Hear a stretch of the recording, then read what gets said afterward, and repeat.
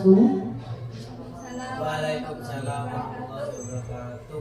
Puji syukur atas kehadiran Allah Subhanahu wa Ta'ala, yang mana pada pagi hari ini kita dapat berkumpul dalam acara pertemuan berbagi praktik baik mengenai diseminasi budaya positif. Yang terhormat Ibu Kepala Sekolah, Ibu Khalifah SPD, yang saya hormati Bapak Ibu Dewan Guru SD Islam Hidayatul Hasan, yang saya hormati selaku pemateri pada pagi hari ini, yakni Ibu Tri Ratna Jayanti SPD. Sebelum memulai acara pada pagi hari ini, marilah kita bersama-sama menyanyikan lagu Indonesia Raya. Kepada operator dipersilakan untuk menampilkan lagu. Bapak Ibu semua dimohon berdiri.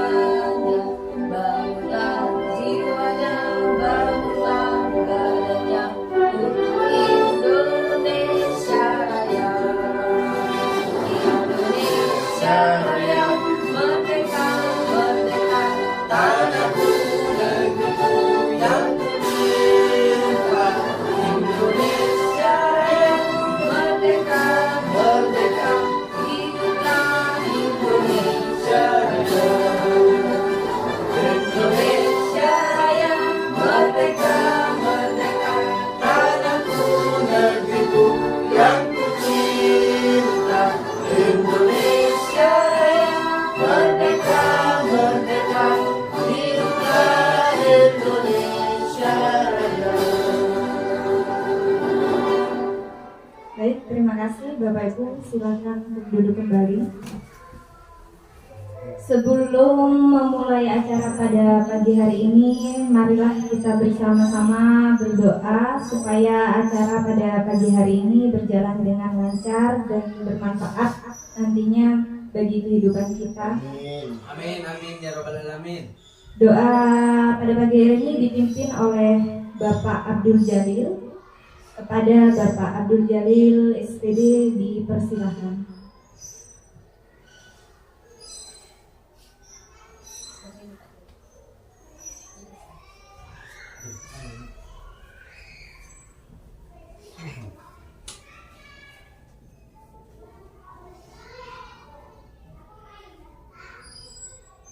Bismillahirrahmanirrahim. Alhamdulillahirabbil alamin. Wassalatu wassalamu ala sayyidil mursalin sayyidina Muhammad wa ala alihi wa sahbihi ajma'in. Alhamdulillahirabbil alamin. Allahumma shalli ala sayyidina Muhammadin salatan tunjina biha min al-ahwali wal afat wa taqtilana biha jami'al hajat wa tutahhirna biha min jami'is sayyi'at wa tarfa'una biha indaka a'la darajat wa tuballighuna biha aqsal ghayat min jami'il khairat fil hayati wa ba'dal mamat. Allahumma shalli ala sayyidina Muhammadin sahil wa yassir ma ta'assar. Allahumma shalli ala sayyidina Muhammadin waffahna lil khair kullahu malak. Allahumma shalli ala sayyidina Muhammadin fadhaqat hilatuna adrikna ya Rasulullah. Allahumma inna nas'aluka ziyadatan fid din wa barakatan fil umri wa syahadatan fil jasad wa sa'atan fil rizqi wa tawbatan qabla al-maut wa syahadatan 'inda al-maut ومغفرة بعد الموت وعفوا عند الحساب وأمانا من العذاب ونصيبا من الجنة وارزقنا النظر إلى وجهك الكريم اللهم طول أعمارنا وحسن أعمالنا وصحح أجسادنا ونور قلوبنا ووسع رزقنا رزقا حلالا طيبا مباركا وإلى الخير قاربنا وعن الشر باعدنا اللهم نقضي الحج لقضي حوائجنا حوائج الدين والدنيا والآخرة اللهم ارزقنا حسن الختام الموتى على الإيمان والإسلام اللهم اجعلنا وأولادنا وتلاميذنا وتلميذاتنا وجماعاتنا وأصحابنا ومشايخنا وأساتذتنا وأهلنا وزوجاتنا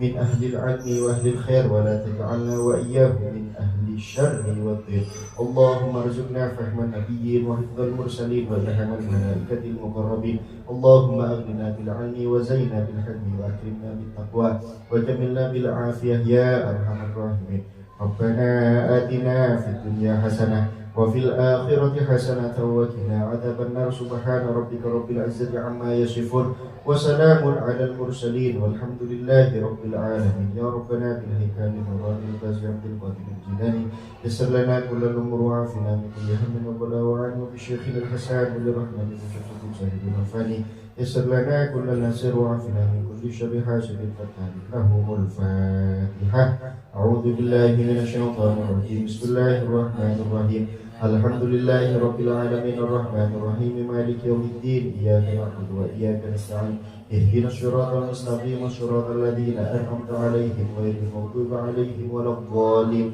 رب اغفر لي ولوالدي وللمؤمنين آمين.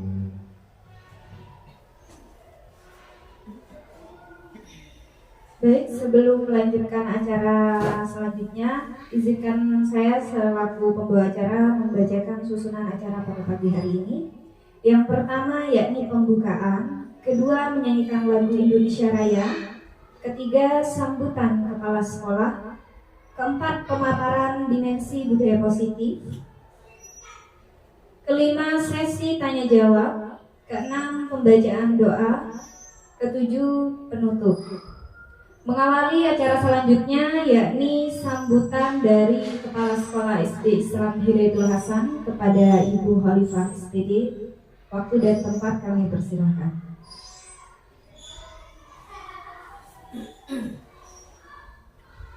Bismillahirrahmanirrahim.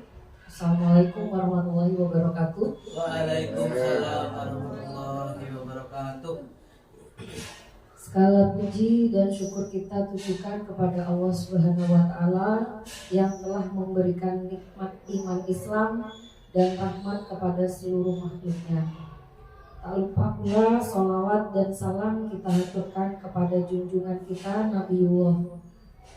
Semoga kita mendapatkan syafaatnya di yaumul qiyamah nanti. Amin ya rabbal alamin.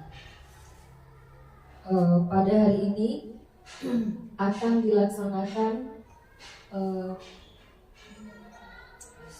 kegiatan penyampaian tentang materi diseminasi budaya positif oleh Ibu Triratna Jayanti SPD sebagai calon guru penggerak angkatan 10 dari SD Islam Hidayatul Hasan Bondowoso. Pendidikan adalah ladang yang perlu dirawat dan dijaga dengan baik. Ini pesan kata-kata yang disampaikan oleh Bapak Pendidikan kita, Ki Hajar Dewantara. Dalam dunia pendidikan, tugas seorang guru, tugas seorang pendidik tidak hanya mengisi pengetahuan ke dalam benak murid, melainkan juga menciptakan lingkungan yang mendukung pertumbuhan karakter dan budaya positif, yang mana itu adalah tujuan akhir dari para pendidik, para guru, kepada semua peserta didiknya, kepada semua siswanya, agar dapat bersosialisasi dengan budaya yang positif serta karakter yang positif. Diharapkan dari kegiatan diseminasi budaya positif yang akan disampaikan oleh Ibu Triratna Jayanti SPD nanti akan memberikan dampak yang positif, akan memberikan ilmu yang bertambah bagi teman-teman yang lain, dan terutama saya harapkan ini dapat bisa diaplikasikan dalam proses pembelajaran di pembelajaran tahun berikutnya. Mungkin itu saja sambutan dari saya. Saya berharap kegiatan ini dapat menjadikan ajang kita berbagi ilmu dan berbagi praktik baik. Terima kasih dan semoga selamat dan sukses untuk Ibu Tri Ratna Jayanti, dan semoga lolos menjadi guru penggerak angkatan ke-10 mewakili SD Islam Hidayatul Hasab Bondowoso. Sekian dari saya. Wassalamualaikum warahmatullahi wabarakatuh. Waalaikumsalam warahmatullahi wabarakatuh. Baik, acara selanjutnya yakni pemaparan materi dari Ibu Tri Ratna Jayanti SPD, dipersilakan. Terima kasih. Bismillahirrahmanirrahim. Assalamualaikum warahmatullahi wabarakatuh. Waalaikumsalam warahmatullahi wabarakatuh. Yang terhormat Ibu Kepala Sekolah SD Islam Hidayatul Hasab, yang kami hormati Bapak dan Ibu Guru SD Islam Hidayatul Hasab. Alhamdulillah, puji syukur kehadirat Allah Subhanahu wa Ta'ala, di pagi hari ini kita dalam keadaan sehat walafiat. Tak lupa pula sholawat serta salam kita tetap curah limpahkan kepada Nabi besar Muhammad SAW. Dan untuk mempersingkat waktu ya, di sini saya akan berbagi ilmu yang saya dapat di CPG Angkatan 10 ini tentang diseminasi budaya positif.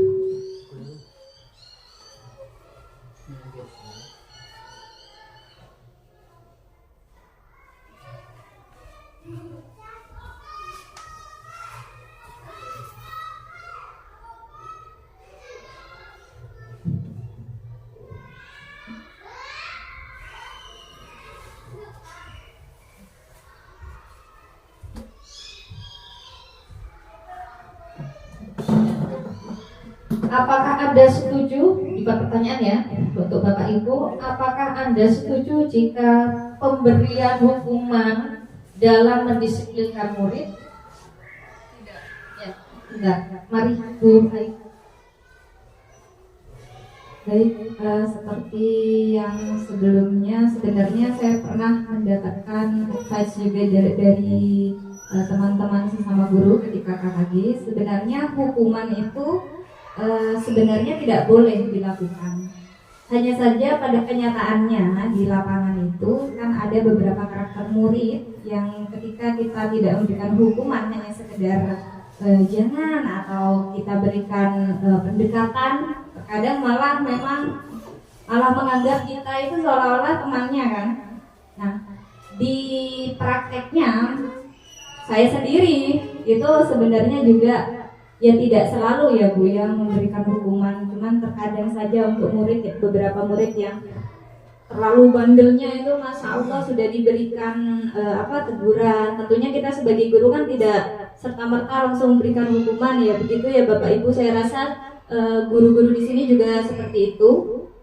Maka kami, saya khususnya untuk mendekatkan di mana murid ini lebih bisa melakukan perubahan.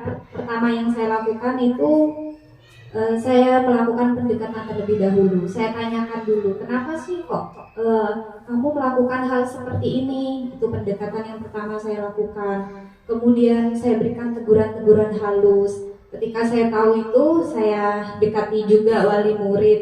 Kemudian ketika itu sudah saya lakukan dan tidak ada perubahan, barulah saya memberikan hukuman. Nah, tapi itu pun tidak selalu saya memberikan hukuman, hanya di beberapa murid saja ya Ibu. Karena pada kenyataannya ketika kita berada di lapangan itu terkadang materi yang sudah diberikan, mungkin pelajaran-pelajaran tidak boleh memberikan hukuman, saya tahu itu, tapi itu tidak berlaku ketika kita aplikasikan ke beberapa murid yang ternyata memberikan hukuman. Contoh kecil itu ketika tidak mengerjakan tugas ya. Kalau tidak mengerjakan tugas, kamu kerjakan halaman 1 sama 2 diberikan tugas yang lebih banyak. Sebenarnya hal itu juga tidak memberikan dampak ya. Kalau orang tua atau wali murid di rumah itu tidak ikut berkontribusi seperti itu Bapak Ibu. Saya rasa mungkin ada tambahan dari Bu Ratna bagaimana masukan terutama untuk saya, bagaimana sih caranya. Kalau saya selama ini seperti itu Bapak Ibu, mohon maaf Ibu, saya melakukan seperti itu, saya lakukan teguran dulu, tapi ketika sudah tidak mendapatkan perubahan ya saya otomatis ya itu memberikan hukuman, tapi hukumannya ya enggak keras begitu Ibu. Terima kasih. Ya, betul sekali. Terima kasih Bu Ayu.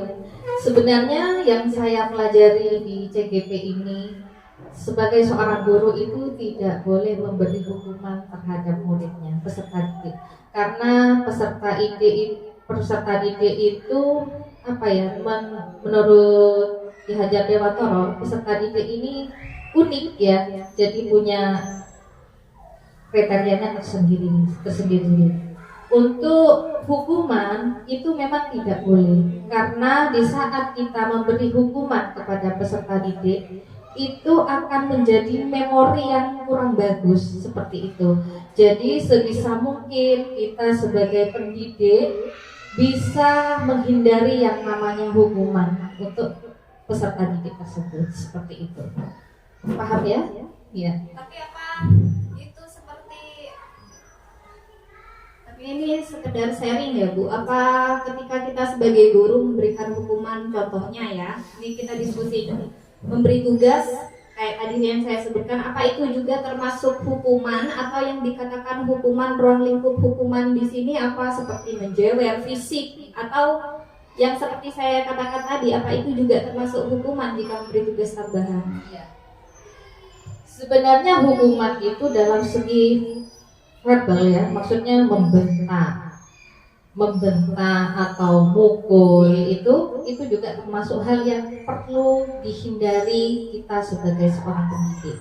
Karena apa? Karena memori anak nantinya itu akan menjadi melekat ya, seperti itu. Oh, saya dulu sama guru saya itu diperlakukan seperti ini, kan seperti itu. Makanya kenapa kita ini sebagai pendidik itu menghindari apa itu yang namanya hukuman terhadap pendidik seperti itu.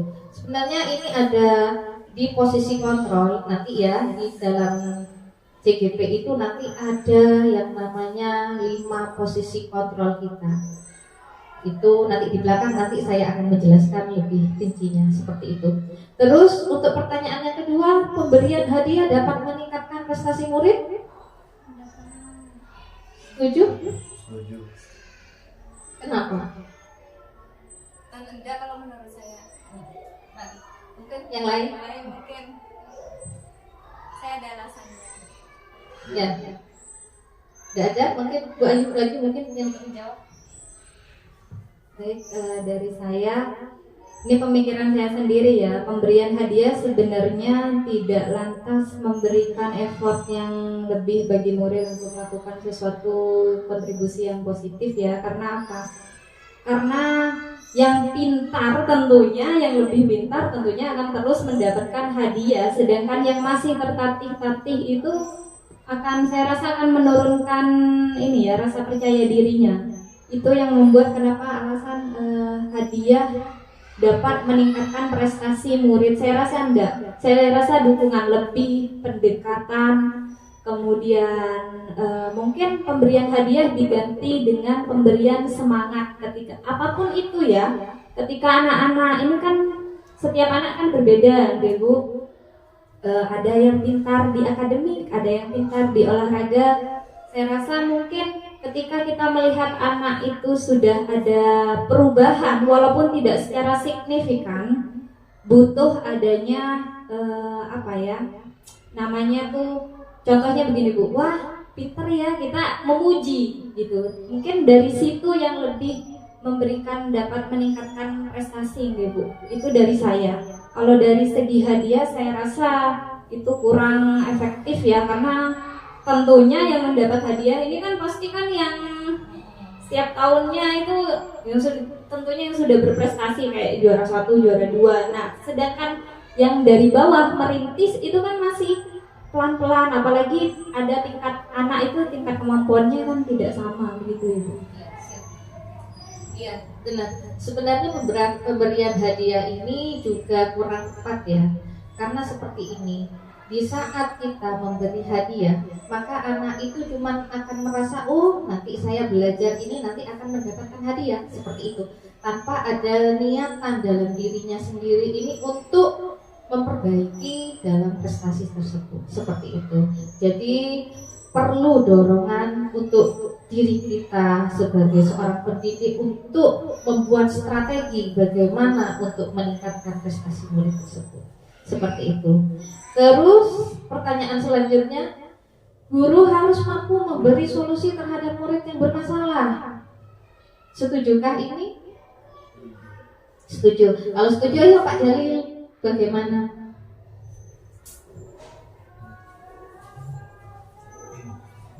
Assalamualaikum warahmatullahi wabarakatuh. Waalaikumsalam.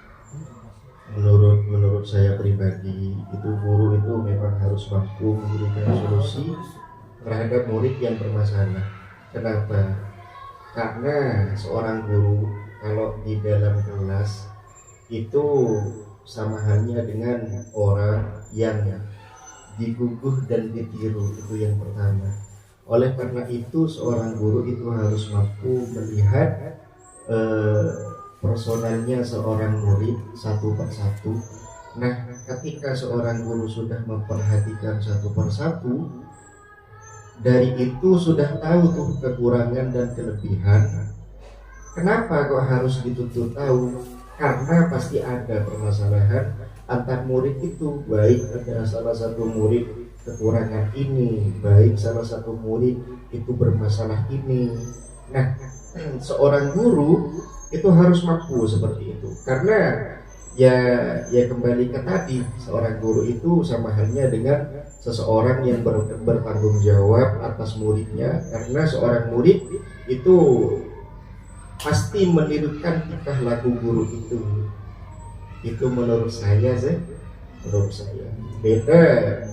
Gimana jadinya kalau seandainya guru tidak mampu memberikan solusi kepada muridnya yang bermasalah, sedangkan guru itu kan menghilangkan ataupun memperbaiki masalah kepada murid, khususnya di dalam ilmu yang awalnya itu tidak tahu, bagaimana guru sekiranya muridnya itu tahu.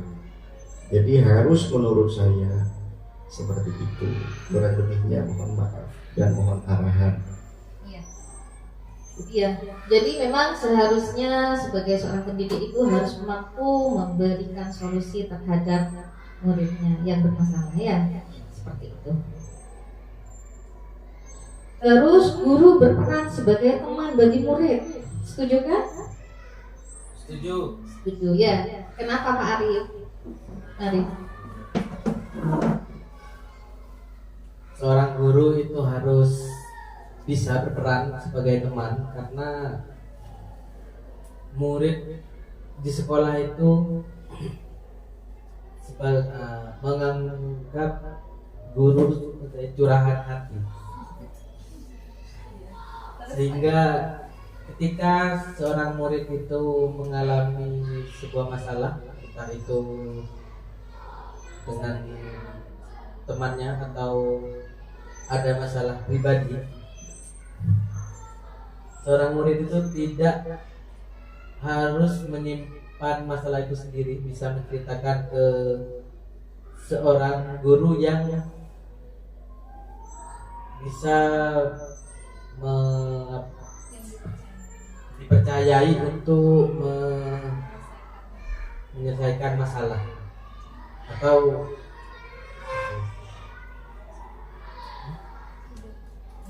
sudah menurut saya. Ya, terima kasih, luar biasa sekali ya Pak Arif ya. Dan ya, guru berperan sebagai teman bagi murid ya, agar murid itu tidak merasa, kalau menurut Pak Ari, biar murid itu tidak merasa tertekan. Jadi kalau misalkan ada masalah itu dengan dengan terbuka kepada guru, seperti itu. Baik, kita lanjut ya. Apa itu budaya positif? Nah, jadi perwujudan dari nilai-nilai atau keyakinan universal yang diterapkan di sekolah. Ya, universal ini maksudnya luas ya, tidak sendiri-sendiri seperti itu. Terus bukan hanya keputusan kepala sekolah saja, bukan perorangan, maksudnya seperti itu. Bukan hanya dari guru saja, ini yang disebut dengan universal. Jadi sifatnya itu luas seperti itu. Lanjut. Nah, ini adalah konsep-konsep untuk menciptakan budaya positif. Jadi, disiplin positif dan nilai-nilai kebajikan universal. Seperti itu. Terus ada juga teori motivasi, hukuman, dan penghargaan restitusi. Terus juga ada keyakinan kelas, ada kebutuhan dasar manusia dan dunia berkualitas, ada posisi kontrol guru, ada segitiga restitusi. Kita bahas dari satu persatu ya. Teori kontrol menurut Dr. William Gleiser. Jadi Dr. William Gleiser ini dalam kontrol teori yang kemudian hari berkembang dan dinamakan choice theory. Meluruskan beberapa miskonsepsi tentang makna kontrol. Yang pertama itu adalah ilusi guru mengontrol murid. Terus ada ilustrasi bahwa semua penguatan positif, efektif, dan bermanfaat. Terus ilusi bahkan kritik dan membuat orang merasa bersalah dalam menguatkan karakter. Terus ada ilusi bahwa orang dewasa memiliki hak untuk memaksa. Ini yang menurut teori kontrol Dr. William Gleiser.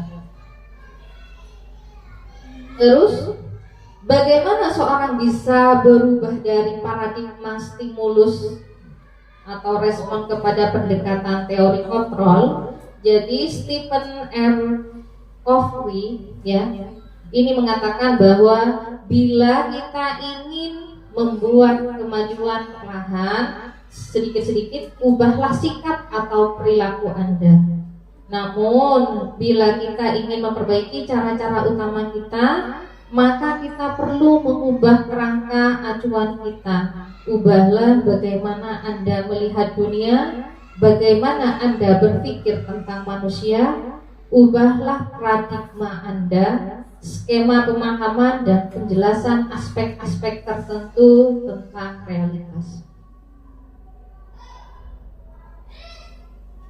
Nah, ini adalah stimulus respon dan juga teori kontrol.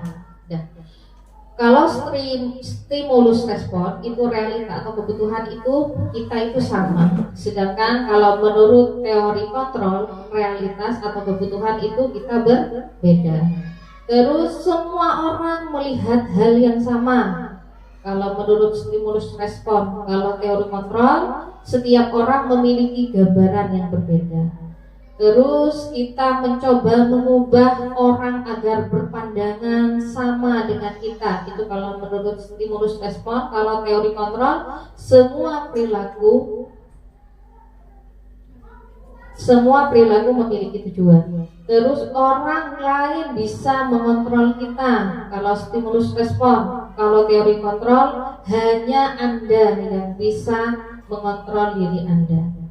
Terus kalau stimulus respon, saya bisa mengontrol orang lain. Kalau teori kontrol, Anda tidak bisa mengontrol orang lain. Kalau stimulus respon, pemaksaan ada pada saat bujukan gagal. Kalau teori kontrol, kolaborasi dan konsensus menciptakan pilihan-pilihan baru. Terus model berpikir menang atau kalah, itu kalau menurut stimulus respon. Tapi kalau teori kontrol itu model berpikir menang-menang, ya.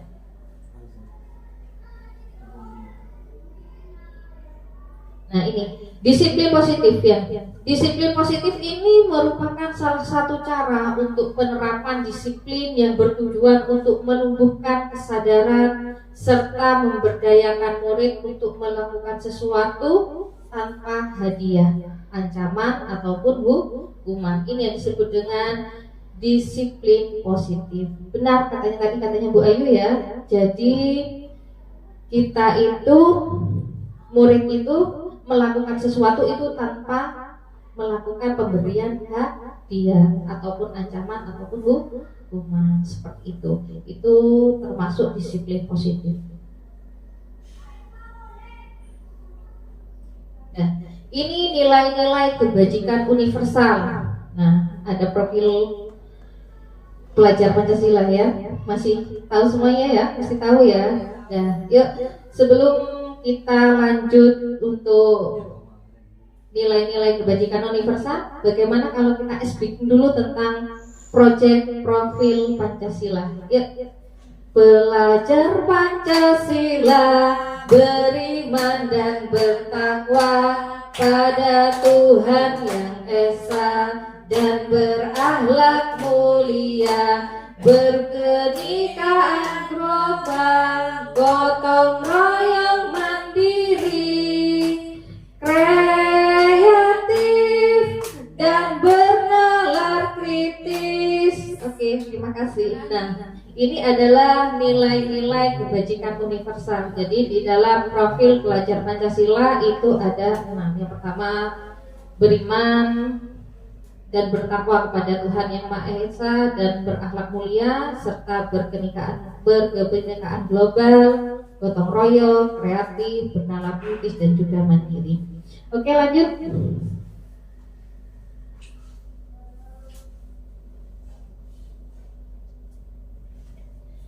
Motivasi perilaku manusia.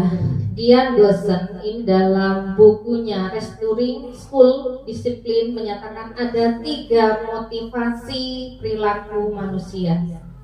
Yang pertama itu untuk menghindari ketidaknyamanan atau hukuman, seperti itu. Terus yang kedua untuk mendapatkan imbalan atau penghargaan dari orang lain. Yang ketiga untuk menjadi orang yang mereka inginkan dan menghargai diri sendiri dengan nilai-nilai yang mereka percaya. Ini adalah motivasi perilaku manusia menurut Dian Dosen.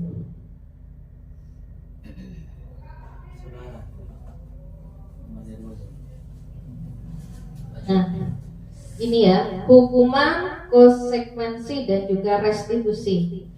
Nah, kalau hukuman, nah tadi itu ya, hukuman ini bersifat tidak terencana atau tiba-tiba. Jadi anak atau peserta didik kita itu tidak tahu apa yang akan terjadi dan tidak dilibatkan. Jadi hukuman bersifat satu arah saja, dari pihak guru yang memberikan dan murid yang hanya menerima suatu hukuman tanpa melalui suatu kesepakatan atau pengarahan dari pihak guru, baik sebelum atau sesudahnya. Jadi hukuman yang diberikan bisa berupa fisik maupun psikis. Nah, ya kayak tadi itu misalkan membentak, ya, atau memukul, itu juga termasuk fisik ataupun psikis, ya.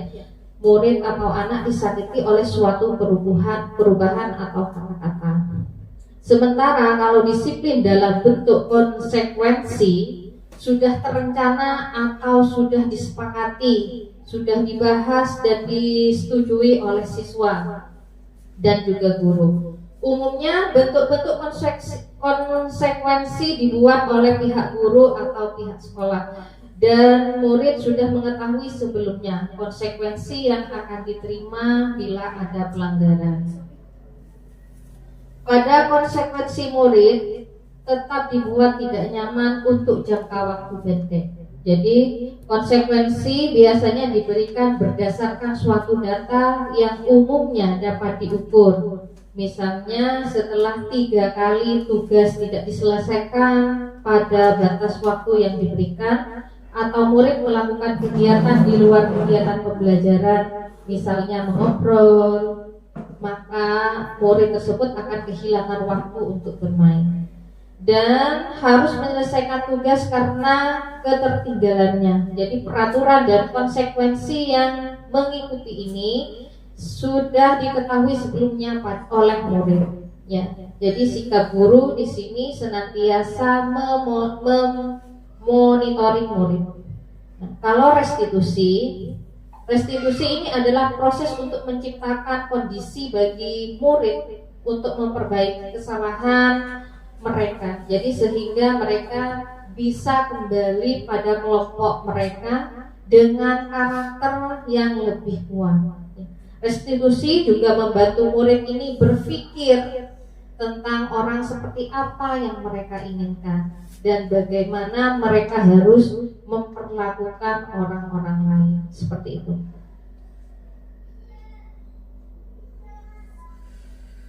Nah, ini adalah hukuman, konsekuensi dan juga restitusi.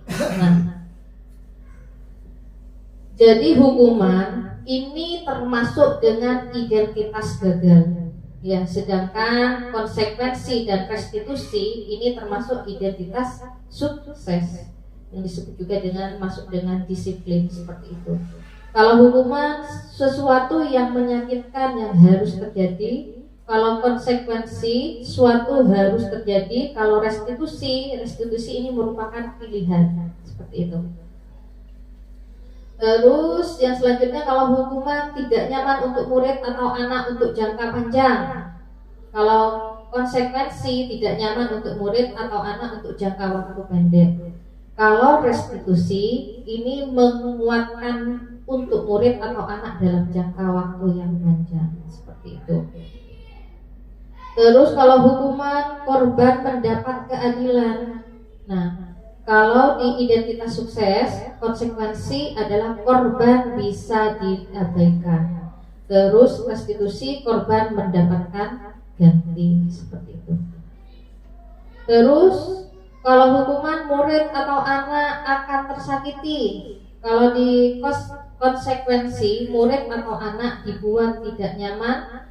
Kalau restitusi, murid anak mendapatkan penguatan, seperti itu. Nah, ini adalah identitas sukses. Bisa dibaca ya, identitas sukses dan juga identitas gagal. Nah, jadi kita mungkin sebagai guru bisa menggunakan restitusi dan juga mengurangi identitas gagal, yaitu hukuman, seperti itu. Ini ya. Lanjut ya. Ya, Bu.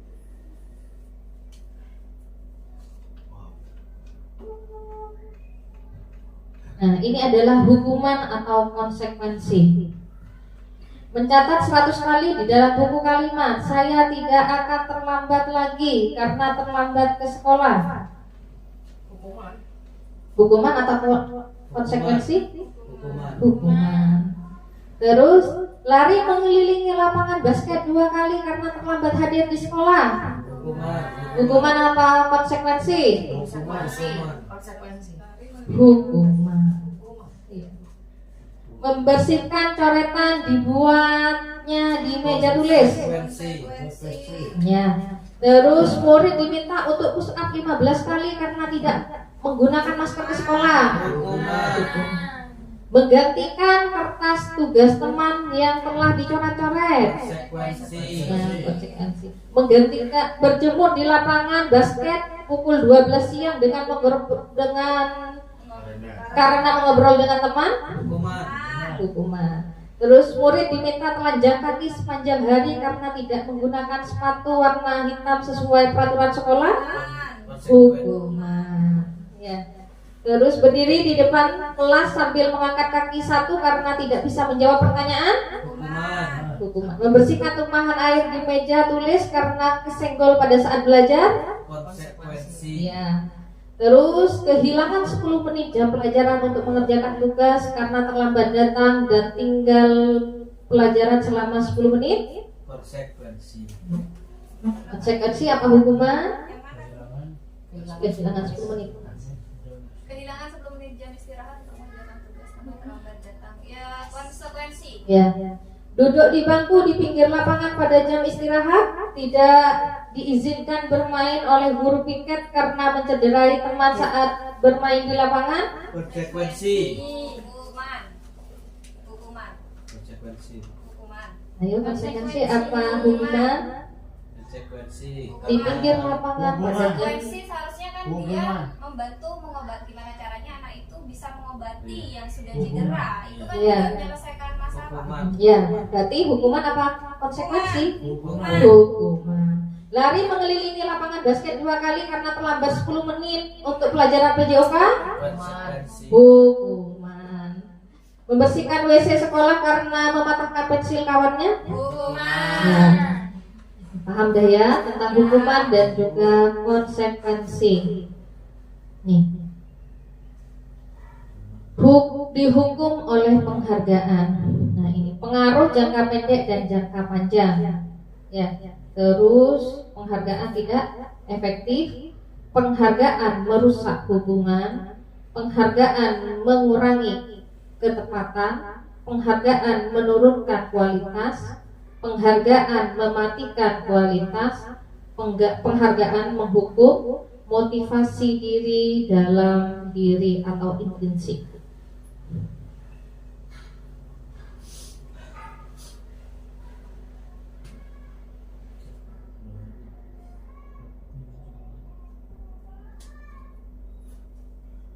Mengapa keyakinan kelas bukan peraturan kelas? Ada yang bisa membedakan tentang keyakinan kelas dan peraturan kelas? Baik. Baik, ini menurut saya pribadi, Ibu. Peraturan kelas ini dibuat sejatinya menurut saya dibuat atas dasar ya bukan dari hati dari sekelas itu murid-murid itu, sedangkan keyakinan itu apa yang diinginkan ketika anak itu kesepakatan yang disepakati bersama. Kalau keyakinan kelas, kalau peraturan itu bisa jadi kan gurunya saja yang membuatnya. Kalau keyakinan kelas saya rasa itu menurut saya nggih Bu, mungkin nanti butuh arahan dari Bu Ratna. Kalau keyakinan kelas itu apa yang diyakini murid ketika melakukan sesuatu di kelas gitu. Jadi mereka acuan mereka, dan itu didapatkan dari diri mereka, kesepakatan mereka sendiri, dari hati mereka sendiri. Jadi contoh disediakan 10 keyakinan, contoh bertanggung jawab atau mandiri. Ini keyakinan seperti apa yang ingin dimiliki anak-anak? Mereka hanya memilih 3 mungkin yang akan nantinya mereka aplikasikan 3 dulu begitu. Sedangkan peraturan kan pastinya harus mau, tidak pandang bulu, mampu tidak anak itu melakukan itu mau tidak mau harus dikerjakan begitu. Siap. Ya. Jadi keyakinan kelas dan peraturan kelas, sebenarnya kalau peraturan kelas itu sudah dibuat oleh guru dan juga kepala sekolah seperti itu. Itu yang harus ditaati oleh semua siswa. Kalau keyakinan kelas itu melibatkan murid seperti itu. Jadi misalkan di kelas itu di penerapan keyakinan kelas. Jadi kelas itu hari ini membuat kesepakatan antara guru dan juga murid. Nah seperti itu. Itu bedanya keyakinan kelas dan juga pengaturan kelas. Paham ya? Mengapa kita memiliki pengaturan tentang penggunaan helm pada saat mengendarai kendaraan roda motor? Untuk menghindari kecelakaan kalau helm. Nah iya, berarti kalau masker untuk menghindari Corona. polusi. ya. Jadi kalau helm itu berarti apa? Keselamatan. Seperti itu. Mengapa kita memiliki peraturan tentang penggunaan masker dan cuci tangan setiap saat? COVID. Untuk menghindari Apa berarti? Itu apa? keselamatan, Selain keselamatan? kesehatan. Ya. Juga kebersihan ya. Ya, keselamatan. Dan selanjutnya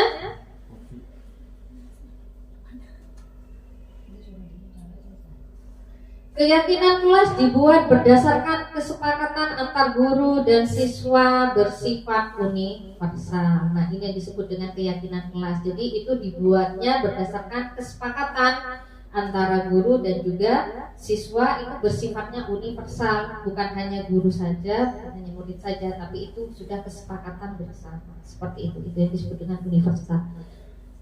Terus kalau peraturan biasanya dibuat oleh guru itu bersifat satu arah.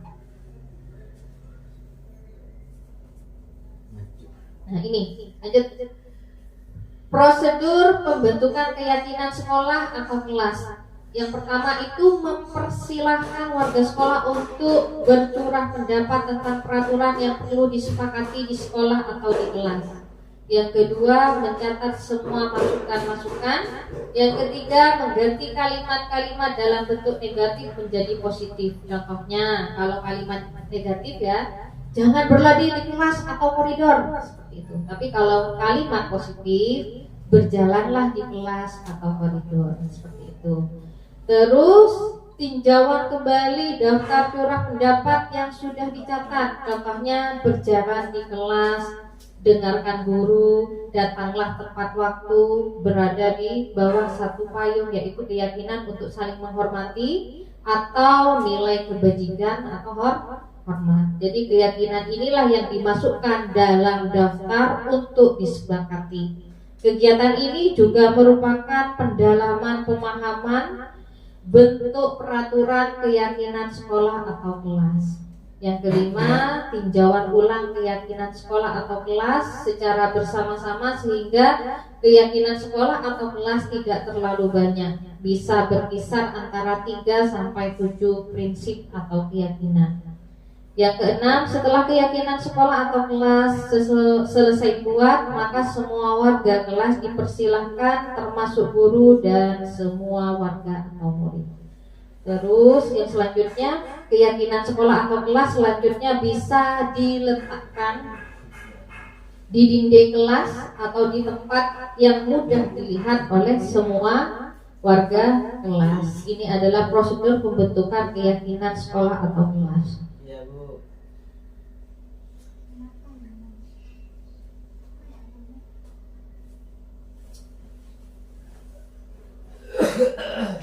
Ini ya ada 5 posisi kontrol guru.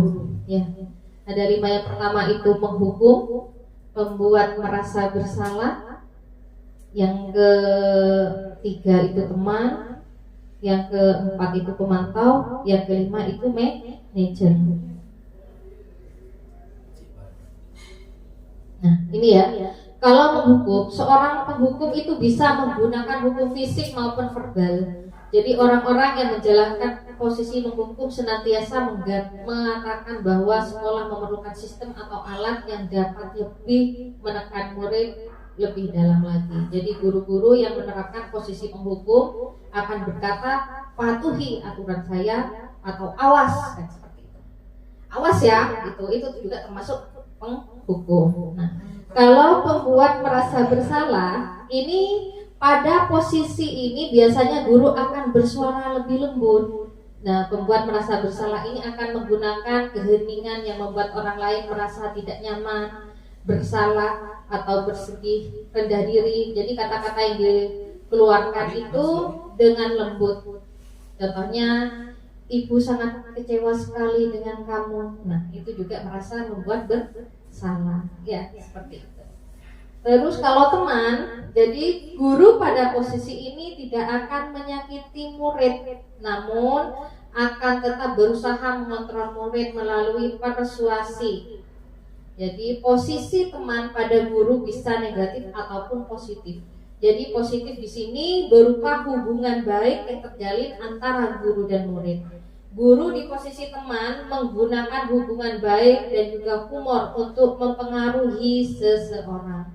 Jadi mereka akan berkata, ayo bantulah demi ibu ya. Nah itu juga termasuk kata-kata yang posisi kontrol sebagai teman. Seperti itu.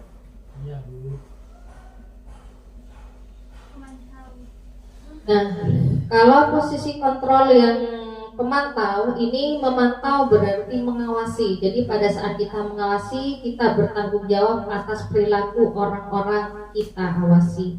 Jadi posisi pemantau ini berdasarkan pada peraturan-peraturan dan juga konsekuensi.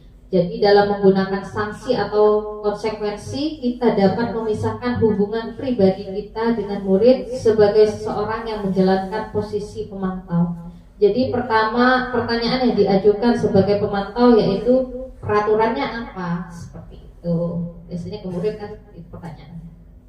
Nah, kalau manajer, posisi terakhir manajer ini adalah posisi di mana guru berbuat sesuatu bersama dengan murid, mempersilahkan murid bertanggung jawab perilakunya, mendukung murid agar dapat menemukan solusi atas permasalahannya sendiri. Seorang manajer telah memiliki keterampilan di posisi teman maupun pemantau, dan demikian bisa jadi waktu-waktu tertentu kembali kepada kedua posisi tersebut bila diperlukan. Namun bila kita menginginkan murid-murid kita menjadi manusia yang merdeka, mandiri, bertanggung jawab, maka kita perlu mengacu kepada restitusi yang dapat menjadikan murid kita seorang manajer bagi dirinya sendiri. Jadi di manajer, murid diajak untuk menganalisis kebutuhan kita, ya, kebutuhan dirinya maupun kebutuhan orang lain. Di sini penekanan bukan pada kemampuan membuat konsekuensi, namun dapat berkolaborasi dengan murid bagaimana memperbaiki kesalahan yang ada. Seorang manajer akan berkata apa yang akan kita yakini. Nah, seperti itu. Jadi kalau menurut yang kami pelajari di CGP, seorang guru itu lebih tepatnya bisa memilih posisi kontrol ini di manajer, seperti itu. Nah, ini adalah kebutuhan dasar manusia.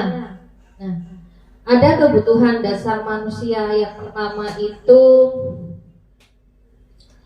bertahan hidup, kasih sayang dan rasa diterima, penguasaan, kebebasan dan juga kesenangan. Nah, ini adalah kebutuhan dasar manusia.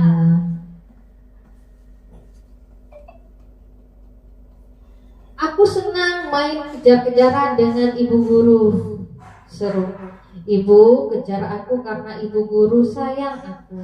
Aku hebat kan? Bisa bikin ibu guru kejar aku. Aku bosan pelajar mewarnai terus di dalam kelas. Nah, ini berarti apa? Apa yuk? Aku senang. Nah, apa ini? Aku senang main kejar-kejaran dengan ibu guru. Kebutuhan dasar apa? Tadi Mas apaan? Kasih sayang, bertahan hidup, penugasan, kebebasan dan juga kesenangan. Kasih sayang ya. Nah, berarti membutuhkan apa ini?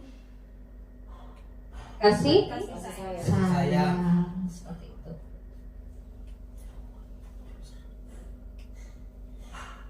Nah, dunia berkualitas. Dunia berkualitas Anda adalah tempat khusus dalam pikiran Anda. Jadi tempat Anda menyimpan gambaran representasi dari semua yang Anda inginkan. Bisa berisi orang-orang, hal-hal, dan apa saja yang terbaik dalam hidup Anda dan membuat Anda merasa bahagia dan terpenuhi kebutuhan dasar Anda. Dr. William Glasser menyebutkan seperti semacam album foto sehingga isinya tidak akan terlalu banyak, hanya akan terdiri dari beberapa hal saja yang sangat signifikan dan benar-benar terbaik dalam hidup Anda yang membuat hidup Anda menjadi lebih bermakna. Jadi kebutuhan dasar bersifat lebih umum dan juga universal, sedangkan dunia berkualitas ini lebih unik dan juga personal, seperti itu.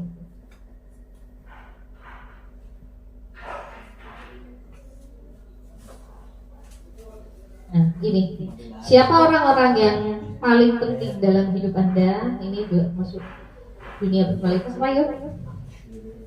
Nilai-nilai kebajikan apa yang terpenting dalam hidup Anda?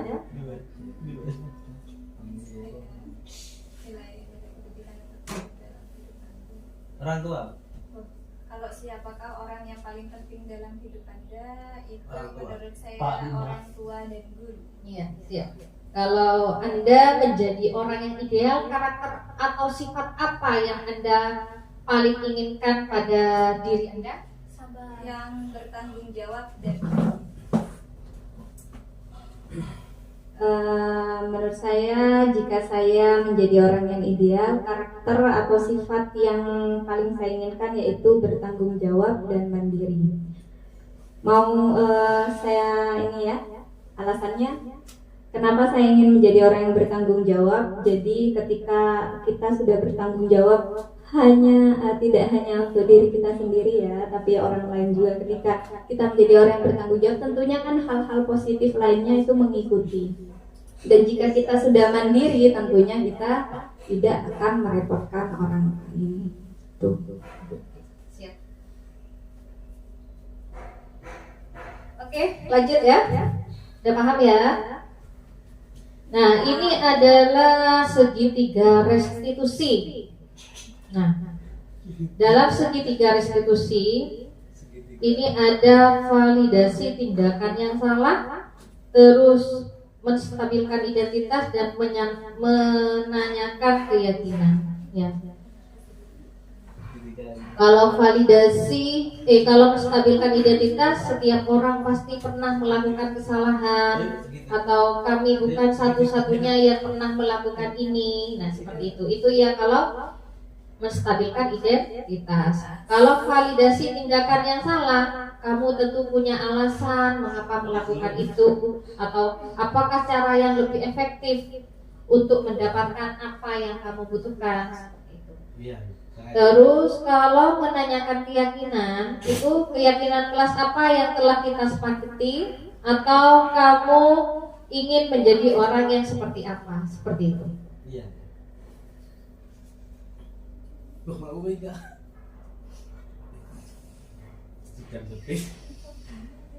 Nah, ini yang disebut dengan restitusi, segitiga restitusi ya, langkah dan juga teori kontrol. Kalau langkah menstabilkan identitas, terus validasi tindakan yang salah, menanyakan keyakinan. Kalau teori kontrol, ya kita semua akan melakukan hal terbaik yang bisa kita lakukan. Terus semua perilaku memiliki alasan. Terus kalau menanyakan keyakinan, kita semua memiliki motivasi. Nah, seperti itu. Dan terima kasih. Sekian dari saya. Kurang lebihnya mohon maaf. Assalamualaikum warahmatullahi wabarakatuh. Waalaikumsalam warahmatullahi wabarakatuh. Baik, demikian tadi bagian praktik baik dari Ibu Tri Ratna Jayanti SPD. Semoga apa yang tadi disampaikan bisa bermanfaat bagi kita semua. Untuk mengakhiri acara pada pagi hari ini, mungkin alangkah baiknya kita tutup dengan doa kembali, akan dipandu oleh Bapak Ikrom SPD. Dipersilahkan.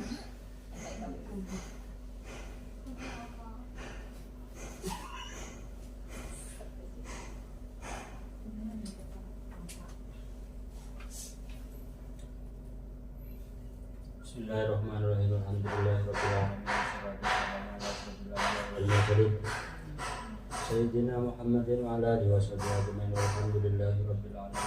Allahumma ya qadhiyal hajat, Allah ya qadhiyal hajat, Allahumma ya qadhiyal hajat, ikdi hajatina fid dini wad dunya wal akhirah. Allahumma shalli ala sayyidina Muhammadin salatan tunjina biha min jamil ahli wal afat, wa taqdirana biha jami'al hajat ya Allah, wa tutahhiruna biha min jami'is syai'at, wa tarfa'una biha taba'ala derajat, wa tuballighuna biha aqsal ghayat min jami'il khairati fil hayati wa ba'dal mamat. Ali wa sahbihi wa sallim tasliman katsira. Allahumma shalli ala sayyidina Muhammadin. Amin.